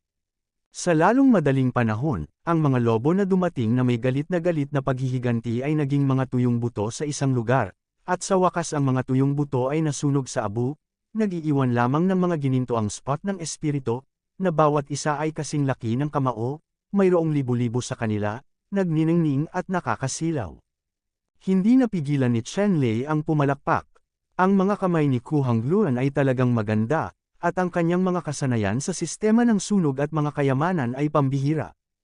Sa oras na ito, lumingon si Ku Hangluan at nakita ang pinuno ng gintong lobo sa paanan ni Fu Shi Chen Lei, labis din siyang nagulat. Dapat mong malaman na bagamat ang pinuno ng gintong lobo na ito ay may lakas lamang ng ikalimang antas ng kaharian ng masamang demonyo, ang mga ginintoang hayop sa ginintoang kapatagan na ito ay ilang beses na mas malakas kaysa sa mga ordinaryong halimaw. Ang pinuno ng 5 layer na gintong lobo, katumbas ng isang ordinaryong halimaw na hayop sa ikapito, ikawalong palapag o mas malakas pa kaysa sa ordinaryong masamang kaharian ng demonyo, ay napakadaling pinugutan ng ulo ni Chenlei. Sa puntong ito, hindi na makita ni Ku Hongluan ang tunay na lakas ni Chenlei. Habang patuloy siyang nakikipag-ugnayan, mas naramdaman niyang hindi maarok si Chenlei. Sa lakas at talento ni Chenlei, kahit na pumasok siya sa banal na landas ng paglilinang, maaari siyang malito. Sa tunog ng hangin at tubig, hindi na magkakaroon ng anumang lugar sa likuran. Oo, Senior Sister Ku, talagang kahanga-hanga ka. Mag-isa, pinatay mo ang libu-libong gintong lobo. Ang record na ito ay talagang pambihira. Hinawakan ni Chenlei ang kanyang hinlalaki at same time na sinabi. Hinawi ni Ku Hongluan ang buhok sa kanyang noo, nagpakita ng matamis na ngiti, at sinabing, Junior Brother Chen, huwag mo akong purihin. Hindi ko pa alam kung ano ang sarili kong lakas. Sige, tanggalin muna natin itong mga gininto ang espiritu. Pagkatapos ng labanang ito, sigurado akong hindi na tayo guguluhin ng mga tanggang lobo na ito. Panipi. Sinabi ni Chenlei, sana ang mga hanggal na lobo na ito ay dumarating pa, dahil lahat sila ay napakahalagang gininto ang espiritu. Sa wakas, tinipon din nina Ku Hongluan at Chenlei ang lahat ng Golden Essence sa lupa, at sinunog ang Golden Wolf Leader na si Chenlei na pinatay upang lumipad ng abo, na nagsiwalat ng isang piraso na kasing laki ng isang grinding disc. Gintong kakanyahan, kumikinang. Ang nakakagiling na disc-sized na piraso ng ginintoang essence ay maraming beses na mas malakas kaysa sa ordinaryong gintong higanteng mga lobo sa mga tuntunin ng kadalisayan, at medyo mahalaga din. Hinati ni Chenlei ang golden essence na ito sa dalawa, at pantay-pantay itong nahati si Luan. Pagkatapos linisin ang larangan ng digmaan, ang dalawa ay maingat na nagsuri muli, at talagang walang mga pagkukulang. Pagkatapos ay inihain nila ang karwahe ng dragon at sumugod sa kailaliman ng ginintoang kapatagan kasama ang karwahe. Si Chenlei at ang iba pa ay talagang naglakad sa tabi ng ilog. Sa daan, kapag nakasalubong ni Chenlei at Ku Hongluan ang gintong hayop, sila ay titigil, o magkapit kamay, o kumilos ng hiwalay, at makakasalubong nila ang gintong hayop na isa-isang papatayin. Ang pinakamalaking pakinabang ay ang pagsanib puwersa ni Chenlei at Dian Hongluan upang patayin ang isang gintong haring buwaya na ilang daang talampakan ang haba. Ang lakas ng Golden Crocodile King na ito ay umabot na sa rurok ng masamang kaharian, at nagtulungan ang dalawa para patayin ang Golden Crocodile King at umani ng hindi mabilang na mga kayamanan mula sa lahat ng uri ng langit at lupa. Kabilang sa mga ito, ang pangunahing isa ay ang ginintoang espiritu bilang karagdagan sa ginintoang espiritu, mayroon ding mga kaliskis, ngipin, kalamnan at buto ng gintong buwaya na hari, at ang ani ay napakalaki. Matapos lumipad ng isa pang araw sina Chenlei at Ku Hongluan, napasok na nila ang kailaliman ng Golden Plains. Ang mga gintong hayop dito ay napakalakas, at ang bawat isa ay may lakas ng 7 o 8 antas ng masasamang kaharian ng demonyo. Napakahirap manghuli sa mga grupo. Halimbawa, nakita ni Chenlei at Ku Hongluan ang isang grupo ng mga gintong mammoth. Mayroong 40 o 50 gintong mammoth. Ang bawat isa ay naglalabas ng nakakatakot na hininga, na umaabot sa daan-daang metro ang taas, dahan-daang gumagalaw sa tabi ng ilog. Ang ganitong grupo ay isang naglalakbay na kayamanan. Gayunpaman, sa lakas ni Chenlei at Ku Hongluan, imposibleng maging kalaban ng grupong ito ng mga Golden Mammoth. Panoorin lang nila siyang umalis. Junior Sister Song, ikaw talaga. Sa araw na ito, nagtulungan sina Chenlei at Ku Hongluan at nanghuli ng isang gintong tigre. Biglang may sumugod mula sa kabilang panig at binati si Ku Hongluan. Tumangala si Dian Hongluan at nalaman na isa talaga siyang senior brother mula sa parehong pamilya, na nagmula rin sa Juntian Holy Land, na nagngangalang Zhou Duo. Ang Zhou Duo na ito ay hindi rin mahina sa lakas, hindi mas mahina kaysa kay Hu Qilin, Gu Jinhan at iba pa, at ang background ng kanyang katawan ay napakalaki. Si Senior Brother Zhou pala iyon. Nakita ni Ku Hangluan si Joe Duo na lumilipad at sinabing, sa lugar na ito, nakatagpo ang parehong pinto na senior brother. Masasabing ito ay isang napakabihirang at bihirang pagkakataon, kahit si Ku Hangluan, imposibleng ilagay si Joe Duo sa wink. Tumango si Joe Duo at sumulyap kay Chen Lei na nasa tabi, at isang hindi maipaliwanag na liwanag ang sumili sa kanyang mga mata. Junior sister, hindi ko alam kung ilang araw na ang natamo sa Kishan Secret Realm. Hindi nagtagal, lumipad si Joe Duo at nagpakita sa harap ni Chen Lei at Ku Hangluan. Kabanata 248, Bahagyang kumunat ang noo ni Ku Hangluan. Medyo mababaw at malalim ang mga salitang ganito ni Joe Duo. Kung magtatanong ng ganito ang hindi nakakakilala sa kanya, baka magdulot ng conflict. Hindi natural na sasabihin ni Ku Hangluan ang katotohanan, ngunit casual na sinabi, may mga nadagdag, ngunit syempre hindi kasing dami ng kay Senior Brother Joe. Ikanaway ni Joe Duo ang kanyang kamay, mapagpakumbabang sinabi, saan, maswerte lang ako, nakilala ko ang isang sinaunang bahay sa kuweba, at nakakuha ako ng kaunti mula rito. Si Joe Duo ay mukhang mapagpakumbaba sa tono, ngunit talagang nagpapakitang gilas, ngunit hindi niya binanggit ang isang salita tungkol sa mga pagkakataong nakuha niya mula sa sinaunang cave mansion. Hindi magtatanong ng detalyado si Ku Hangluan kung anong mga pagkakataon ang mayroon si Joe Duo, wala itong kinalaman sa kanya. Pagkaraan ng ilang sandali na makipag-chat, sinabi ni Joe Duo kay Ku Hangluan, Ku Junior Sister, itong maliwanag na lihim na kaharian ay puno ng mga panganib. Simula nang magkakilala tayo na ang itinadhana. Paano kung mag-acting together? Nang makita ni Ku Hangluan si Joe Duo na talagang humiling ng ganoong kahilingan, hindi niya maiwasang magnilay-nilay, pagkatapos ay ibinaling ang tingin kay Chen Lei. Kinawean ni Chen Lei ang kanyang kamay at sinabing, wala akong pakialam, hindi mo kailangang isaalang-alang ang aking opinyon. Nakita ni Ku Hangluan na sinabi ito ni Chen Lei, tumango siya at sinabing, okay, Senior Brother Joe, maaari kang sumama sa amin, ngunit, sabihin ng maaga, dapat kang sumunod sa mga patakaran para sa paghahati ng ilang mga kayamanan sa pagitan natin, kung hindi, Don wag mong sisihin si Junior ate, hindi kita bibigyan ng mukha sa oras na iyon. Panipi. Tumawa si Joe Duo at sinabing, Junior sister, natural ito. Talagang tatanggapin ko ang mga alituntuning gagawin mo ng walang reserbasyon. Nakita ni Ku Hangluan na sinabi ito ni Joe Duo, at tumango siya at sumang-ayon na sasali siya sa kanilang maliit na grupo. Sa katunayan, nakipagsanib puwersa si Ku Hangluan kay Joe Duo, kaya syempre gusto niyang magdagdag ng isa pang punto ng lakas. Hindi mahina ang lakas ni Joe Duo. Pagkatapos niyang sumali, maaari rin silang magpatibay ng ilang makapangyarihang gintong hayop. Paano umatake, hindi basta-basta susuko. Oo naman, pagkatapos sumali ni Joe Duo, kahit isang tao lang, ilang beses nang dumami ang lakas ng team nila. Sunod-sunod nilang pinuksa ang ilang malalaking grupo ng mga halimaw na ginto, at nakakuha ng malaking kita.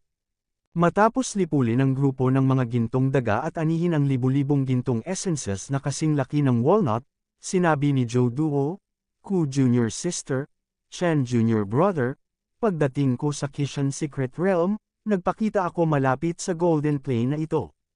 Nakakita ako ng isang lihim na lugar malapit sa Golden Plain, kung saan mayroong lahat ng uri ng pambihirang gintong damo. Ang pinakamahalagang bagay ay maaaring may mga guho doon, ngunit ang lugar na iyon ay protektado ng isang makapangyarihang gininto ang hayop. Hindi ko kayang mag-isa, hindi ko alam kung interesado ka. Sumama tayo sa isang ekspedisyon at maghanap ng mga guho. Sigurado akong dapat mayroong isang kayamanan na 100,000 beses na mas mahalaga kaysa sa ginto. Panipi. Pagkatapos makinig ni Ku Hangluan, lumiwanag ang kanyang mga mata at tumingin siya kay Chen Lei. Nakita ni Chen Lei si Ku Hangluan at tumingin sa paligid. Halatang gusto niyang sumama siya. Talagang nakaipon si Chen Lei ng maraming spirit gold sa pagkakataong ito. Kung may mas mahahalagang relics dito, mainam na tingnan. Saglit na nag-isip, tumango si Chen Lei at nagsabi, gayon din. Nang makita ni Joe Duo ang kasunduan ni Chen Lei, tumawa siya at sinabing, Junior Brother Chen, nakakapresko, ipinapangako ko na ang pagbisitang ito sa mga guho ay tiyak na hindi ka bibiguin. Pagkatapos, pinangunahan ni Joe Duo ang daan at mabilis na lumipad sa Golden Plains. Kahit na nakatagpo siya ng ilang gintong hayop, iiwasan niya muna ang mga ito sa halip na aktibong manghuli sa kanila. Hindi nagtagal, lumitaw si Chenlei at ang iba pa sa harap ng isang bangin sa tabi ng ilog. Ang malaking ilog ay diretsyong lumipad pababa mula sa bangin, na bumubuo ng isang malaking talon. Tumayo si Joe Duo sa harap ng bangin at nagsabi, "Junior Brother Chen, Junior Sister Ku, ang mga guho ay nasa ilalim ng talon na ito." Pagkatapos ay nanguna siya at tumalon sa bangin. Si Chenlei at Ku Hangluan ay tumalon din ng sunod-sunod, ang tunog ng dumadagandong na tubig ay pumasok sa kanilang mga tainga, at ang masaganang tubig ay umagos patungo sa kanilang mga mukha, at ang espiritual na enerhiya ay dumidiin. Nakontrol nilang tatlo ang kanilang mga figure at mabilis na nahulog sa bato sa ere. Nanatili si Joe Duo sa bato ng ilang sandali. Pagkalapag din nina Chenlei at Ku Hangluan, sinabi nila, "Yung pagkasira, sa likod ng talon, nadiskubre ko ito nang nagkataon. Sumama ka sa akin." Pagkatapos noon, tumalon si Joe Duo at dumaan sa talon na nahulog mula sa langit, pagkatapos ay nawala. Magkahiwalay na dumaan sa talon sina Chenlei at Ku Hangluan. Nang madaanan nila ang talon, natuklasan nilang may kuweba sa likod nito. Sa likod ng talon ay talagang isang malaking kuweba na may diameter na 30 hanggang 40 metro. Ang malaking kuwebang ito ay ginto din ng kulay at gawa sa ginto. Kahit walang sikat ng araw, hindi naman masyadong madilim sa loob. "Sundan mo ako," sinabi ni Joe Duo kina Chenlei at Ku Hangluan. Pagkatapos ay pinangunahan ni Joe Duo ang daan at sumugod patungo sa kuweba. Ang lupain sa kuweba ay komplikado, na may hindi mabilang na maliliit na landas na umaabot sa lahat ng direksyon, hindi alam kung saan sila patungo, at si Joe Duo ay tila pamilyar sa lupain dito, at hindi siya tumigil upang tingnan ang daan pasulong, at nagmamadali magmadali. Sinundan ni Chenlei at Ku Hangluan si Joe Duo at mabilis na sumugod. Ayon sa damdamin ni Chenlei, ang kuwebang ito ay talagang may pababang takbo. Habang lumalayo ka, mas lumalalim ito sa ilalim ng lupa. Sa ganitong paraan, huminto si Joe Duo pagkatapos maglakad ng ilang oras. "Joe Duo, walang relic na binanggit mo dito. Hindi ka nagsinungaling sa amin." Pagkaraan ng ilang oras na paglipad, nang hindi nakakakita ng anumang labi, si Ku Hangluan ay nagsimulang mawalan ng pasensya. Nang marinig ito ni Joe Duo, mabilis niyang sinabi, "Ku Junior Sister, huwag kang mag-alala, malapit na itong dumating, ngunit mula sa harapan, makakasalubong mo ang gintong hayop. Ang gintong hayop dito ay ilang beses na mas malakas kaysa doon sa labas. Ikaw at si Junior Brother Chen ay dapat na maging mas maingat." Panipi. Tumanggaw sina Ku Hangluan at Chenlei, senyales upang malaman na muling bumangon si Joe Duo at sumugod. Oo naman, dito, unti-unting tumaas ang panganib, at paminsan-minsan ay sinasalakay ng malalakas na gintong halimaw si Chenlei at ang iba pa. Gayunpaman, malakas si Chenlei at silang tatlo, at napakahusay nilang nagtutulungan nitong mga nakaraang araw. Bagaman ang mga gintong hayop na ito ay nasa daan, bagaman sila ay malupit, hindi sila magdadala ng labis na pinsala. Lahat ay nagulat at ligtas. Nakadaan sila ng ligtas. Ilang kalayuan, sumugod sa mga guho. Ano ito? Sa pagtingin sa mga guho sa harap nila, hindi lang si Ku Hangluan, kundi maging si Chenlei ay nagulat. Ang lumitaw sa harap nila ay isang napakalaking at marilag na kompleks ng mga palasyo, na bawat isa ay isang malaking palasyo. Lahat ay gawa sa ginto, nagniningning, matatalas na mata, at narito talaga ang isang piraso ng gintong palasyo. Sa sandaling ito, ang buong palasyo sa ilalim ng lupa ay natatakpan ng isang layer ng ipinagbabawal na liwanag, at sa labas ng palasyo sa ilalim ng lupa, mayroong 4 na tao na nakatayo roon, nakatingin sa mar-angle na gintong palasyong ito. Bakit hindi bumalik si Kuya ngayong linggo? Kung hindi natin mahanap ang 7 taong ito, hindi natin mabubuksan ang gintong palasyong ito. Ang 4 na tao sa harap ng palasyo sa ilalim ng lupa ay lahat ay naiinip sa sandaling ito, nag-uusap at nagkukwentuhan. Kabanata 249. Biglang may naramdaman. Sa pagbabalik-tanaw, nakita nila sina Joe Duo, Chenlei, at Ku Hangluan na sumusugod. Nagbalik si Senior Brother Sunday. Mabilis na sinabi ng taong ito, at nang marinig ito ng maraming tao, lahat sila ay tumingin, ngunit nang makita nila si Chen Lei na naglalakad kasama si Zhou Duo, hindi nila napigil ang sumimangot muli. Bakit Chen Lei? Hindi ko inaasahan na mahahanap ni Senior Brother Joe si Chen Lei. Okay, ang galing, papatayin ko ang isang ito mamaya. Nang may makakita kay Chen Lei, tuwang-tuwa siya at hindi niya maitago ang kanyang layunin na pumatay. Ang taong ito ay si Ma Jiao, at ang ilang taong nakatayo kasama ni Ma Jiao ay pawang mga disipulo ng Juntian Holy Land, kasama sina Ho Qilin, Ma Jiao, Gu Jinhan, may isa pang tao na nagngangalang Shen Kang, kasama si Zhou Duo, mayroong 5 tao. Pagpasok sa lihim na kaharian ng Qishan sa pagkakataong ito, mahinahong binati ni Shen Kang sina Ho Qilin, Ma Jiao, Gu Jinhan, at Zhou Duo bago pa man. Kapag pumasok sila sa lihim na kaharian ng Qishan, dapat silang tumayo kasama niya. Sa loob-loob, hindi nagpaliwanag si Shen Kang. Si Ho Qilin, Ma Jiao, Gu Jinhan at iba pa ay lubos na nakahinga ng maluwag sa Sagradong Kang, dahil alam nilang hindi sila sasaktan ng Sagradong Kang, kaya't ang iilang taong ito ay nakahinga ng maluwag na tumayo kasama ng Sagradong Kang. Hindi ko alam kung anong paraan ang ginamit ni Holy Kang. Matapos makapasok sa Secret Realm of Enlightenment, bagamat random din silang lumitaw sa ilang lugar ng Secret Realm of Enlightenment, ang nakakagulat ay ang 5 sa kanila ay nasa hindi kalayuan, wala pang isang araw, natagpuan ng Holy Kang lahat at tinipon sila. Ang ganitong uri ng pamamaraan ay hindi mahuhulaan, na nagbibigay sa kanila ng isang malakas na puwersa na maaaring durugan ang sinuman sa isang iglap.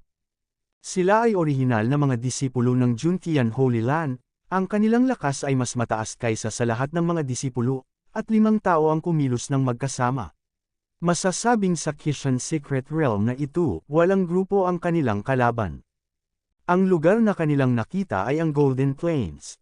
Nitong mga nakaraang araw, nanghuhuli sila ng mga gintong hayop at nakakuha ng gintong asensya sa ginintoang kapatagan.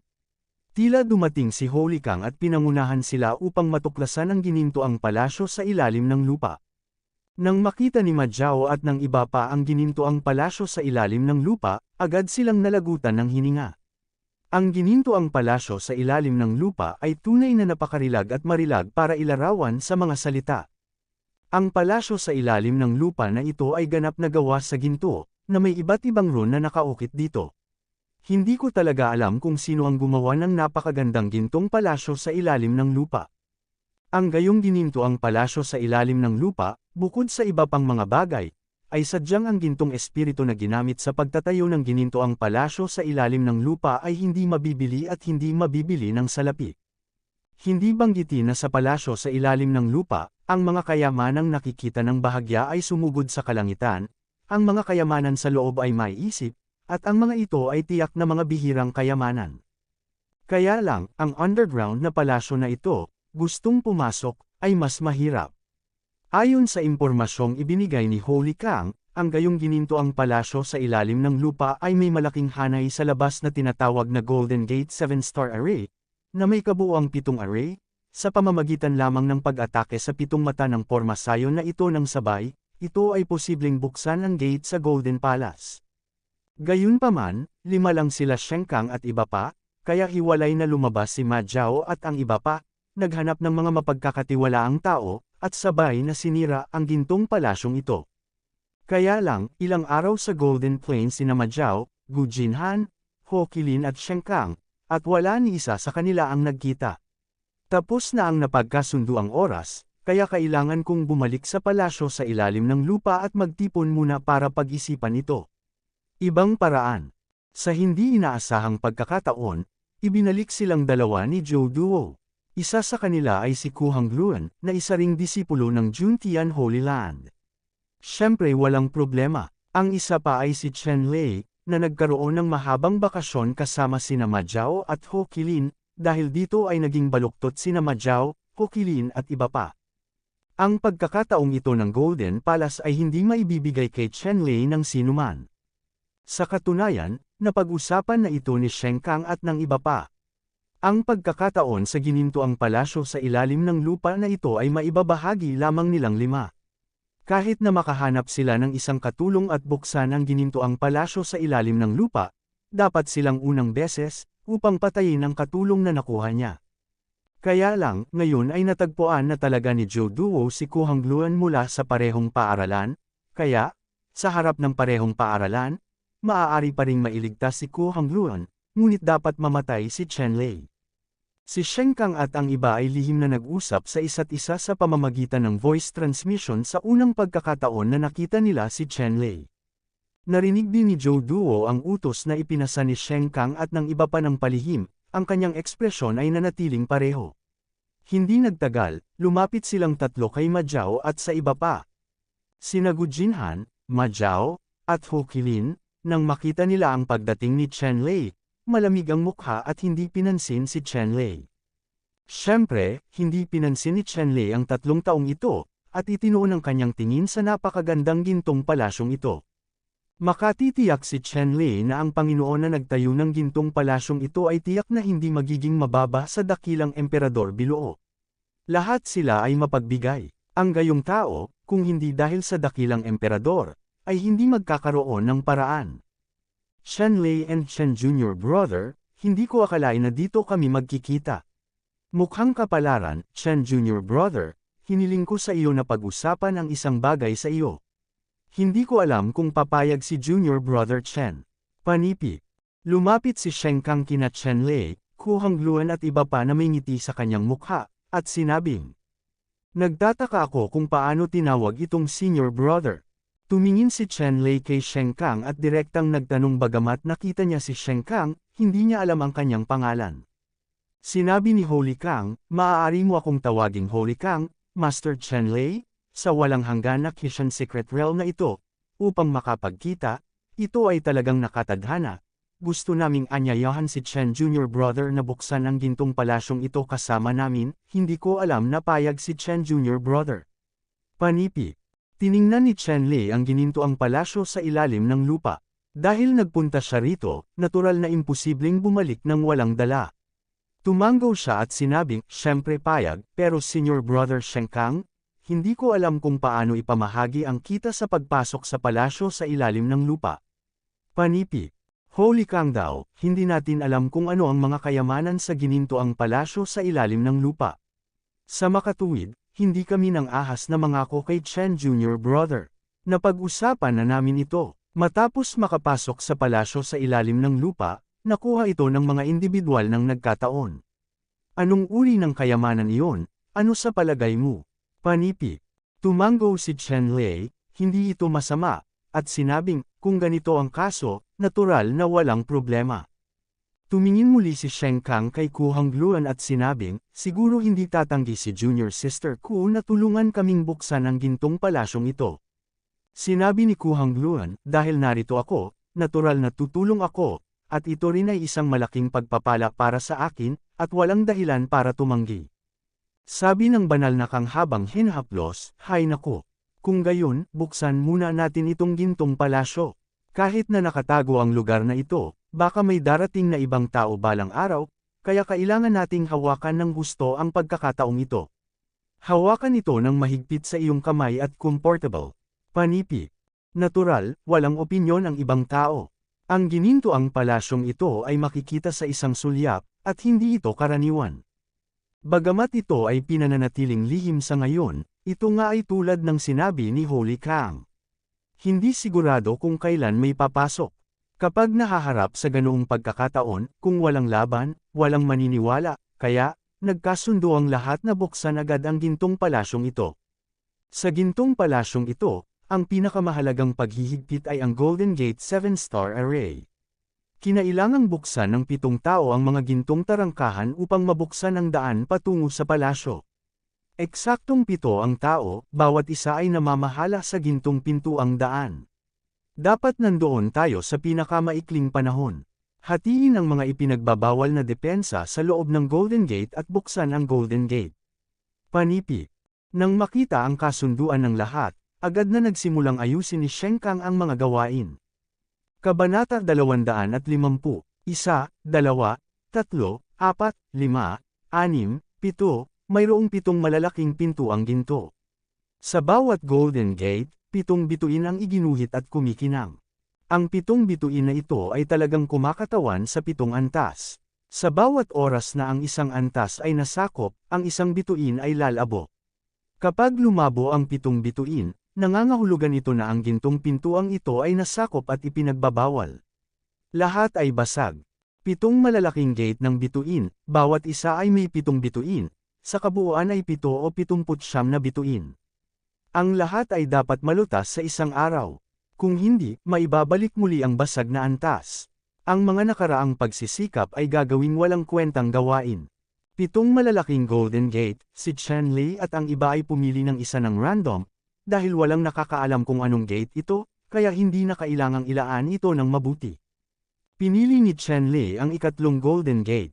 Matapos makapili ng gate ang lahat, sabay-sabay na binuksan ng 7 ang nakasarang Golden Gate at pumasok dito. Sa isang malakas na ingay, sa sandaling pumasok si Chen Lei, automatikong nagsara ang gintong pinto, naglalabas ng gininto ang liwanag. Napatingin si Chen Lei sa nakasarang pinto. Sa sandaling ito, natural, walang puwang para sa pagsisisi, at maaari lamang siyang sumulong. Inilatag ni Chen Lei ang kanyang banal na kamalayan, maingat, at lumakad papunta sa malaking gintong daanan sa kanyang harapan. Hindi nakagawa ng ilang hakbang si Chen Lei. Sa gintong daanan, isang malaking gintong papel na mahigit 10 talampakan ang taas at may hawak na isang higanteng martilyo na gawa sa gintong asensya ang hamarang sa kanyang daan. Ito ba ang unang antas? Tiningnan ni Chen Lei ang malaking gintong manika sa kanyang harapan. Ang malaking gintong manika na ito ay ganap na gawa sa ginto, naglalabas ng gininto ang liwanag, marilag at marilag. Ang malaking golden puppet, matapos makita si Chen Lei, ay agad na pinagpag ang malaking golden martilyo sa kanyang kamay at hinampas ito kay Chen Lei. Dahil sa mataas na bilis, nabuo ang isang undercut sa ulo ng martilyo, ang hugis mangkok na gintong arko ng liwanag ay naglabas ng nakakasilaw na liwanag, at ang tunog ay nakakagulat. Naramdaman lang ni Chen Lei na ang hangin sa buong Golden Channel ay halos maubos ng martilyo na ito, na-compress sa isang malaking steel plate at nataman siya. Ang malakas na hiningang iyon ay hindi na siya makahinga. Ito ay purong kapangyarihan, napakalakas. Bagamat medyo malawak ang gintong daanan na ito, hinaranggan ito ng isang malaking gintong papel at nawala ng puwang para sa pagmanyobra. Si Chen Lei ay walang paraan o kahit na puwang para makaiwas. Nakaharap sa nahuhulog na martilyo ng nakaharap, hardware lang ang kaya niyang gawin. Dinurog ni Chen Lei ang buong lakas ng kanyang katawan, itinaas ang kanyang kamao, hamampas sa hangin, at nataman ng husto ang nahuhulog na malaking gintong martilyo. Isang malakas na putok ng ginto at bakal, ang malaking gintong martilyo ng Golden Puppet ay bumangga sa kamao ni Chen Lei nang walang anumang pantasya, ang tunog ng paghampas ng bakal ay nakabibingi, umalangaw sa buong Space Channel. Sa sandaling ito, ang mga kalamnan sa mga braso ni Chen Lei ay nanginginig sa hindi mahahalata na bilis ng laman, natunaw ang napakalaking parang dagat na puwersa na pumasok sa katawan, at ang mukha ng kanyang kamao ay naging pula at masakit. Sa bone marrow, ang pag-atake ni Chen Lei, ngunit gamit ang lahat ng kanyang lakas, halos 200 milyong cut-ties ng dakilang kapangyarihan, ay isang tali lamang sa gintong papel na ito, ang gintong martilyo ng gintong papel na nakipaglaban siya ng mataas, at ang gintong papel ay umatras ng higit sa 100 hakbang bago tumayo. Ang gintong papel na ito ay walang kahit katiting na asetisismo, ang alam lang nito ay naaayon ito sa itinatag na command line. Pagkatapos ng ilang hakbang paatras, humakbang siya pasulong na parang bulalakaw, at ang gininto ang sledgehammer sa kanyang kamay ay nabasag patungo kay Chen Lei. Dinurog ni Chen Lei ang kayamanan ng Thunder Emperor, at isang dagat ng kulog ang lumitaw sa paligid niya. Pagkatapos, isang malaking kidlat na baliw ang lumabas mula sa dagat ng kulog at iginapos ang gintong papel. Ang electric light ay sumabog patungo sa Gold Puppet. Pilit na sinasakal ang nakaraan. Gayunpaman, ang malaking electric python na ito ay madaling binawi sa katawan ng Golden Puppet, ngunit hindi nito sinaktan ng Golden Puppet. Ang katawan ng gintong papel ay nababalot ng siksik na electric light, at ang bilis nito ay hindi nabawasan, at determinado itong tinungo si Chen Leixi. Nanlungo si Chen Lei. Ang ganitong uri ng gintong manika ay masasabing isang likas na kayamanan ng immune system. Anumang kayamanan na tumama sa isang puppet na gawa sa purong ginto ay isang pag-aaksaya lamang ng tunay na yuan. Nang makitang bumagsak muli ang malaking gintong martilyo, ang malaking dagat ng kulog na nakapaligid sa kanya ay hamampas sa malalaking alon, na naging dahilan upang medyo hindi matatag ang kanyang dantian, at mabilis na iniligpit ang treasure art vision, habang nasa kamay niya si Jin Guangyi. Flash, isang golden cudgel ang lumitaw sa kanyang kamay. Upang makitungo sa mga puppet na purong pino mula sa ginto, mas mahusay na gumamit ng isang gintong cudgel na may katangian ng crit. Ang tunay na asensya ng katawan ni Chen Lei ay direktang itinurok sa gintong cudgel. Ang golden cudgel ay isang obra maestra ng liwanag, na nagiging isang malaking multo 10 metro ang layo. 8 kumikinang na gininto ang rune ang lumutang sa itaas ng tungkod, umiikot ng mabilis, mabangis at gininto ang durog na durog. Boom! Isang napakalaking tunog ang umalangaw-ngaw sa ginintoang channel, na nagiging nakikitang mga alon, umaalon patungo sa malayo, sumasabog sa hangin sa paligid, nagpapadala ng mga agos ng hangin tulad ng malakas na ulan. Nakakatakot ang tunog. At sa pagkakataong ito, ang napakalaking gintong pape, ang gintong sliding martilyo sa kanyang kamay ay hindi na mahahawakan, lumipad ng mataas, naging isang gintong tuldok, at lumipad patungo sa kailaliman ng gintong daanan. 8 beses ang critical strike attribute na ginagawang si Chen Lei Hua ang King of Destroyer King Kong.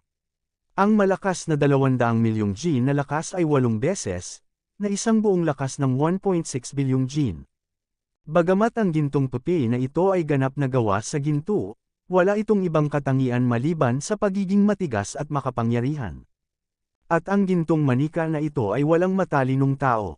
Matapos ihagis sa hangin ang sandata sa kanyang kamay, hindi lang siya umatras, ngunit nagpatuloy siyang humakbang pasulong, hinuyam ang kanyang kamao, at hinampas ito kay Chen Lei. Hindi umatras si Chen Lei. Nang may armas siya sa kanyang kamay, hindi siya natakot sa gintong pape na ito. Ngayong nawalan pa ng sandata ang gintong pape na ito, paano siya uurong? Ang kapangyarihan ng golden light stick sa kanyang kamay ay muling lumundag. Ang gintong light stick, na mahigit 10 talampakan ang haba, na napapalibutan ng mga gintong rune, ay tumama ng malakas sa braso ng gintong pape. Sa isang suntok, nabali ang braso ng gintong pape. Para sa hindi mabilang na piraso. Pagkatapos noon, iwinagayway ni Chen Lei ang kanyang ginintoang patpat, agad na naging hindi mabilang na mga gintong anino, at malakas na hinampas ang mga ito sa mga gintong pape na ito. Ang siksik na tunog ay parang paghampas ng bakal, na direktang dumurog sa mga gintong pape na ito sa may kantab na lupa. Sa pagtingin sa mga fragment sa buong sahig, hindi nag-alinlangan si Chen Lei, at direktang kinolekta ang lahat ng mga fragment. Dapat mong malaman na ang mga fragment na ito ay lubos na mahalagang gintong kakanyahan.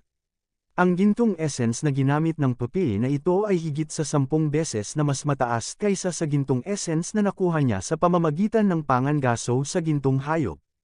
Matapos patayin ang gintong pape na ito, sa gintong tarangkahan na pinasok ni Chen Lei, isang nagniningning na bituin ang dahan-daang napatay. Thanks for listening and watching my videos. Please don't forget to like and subscribe. Jessica Datuan Ortiz.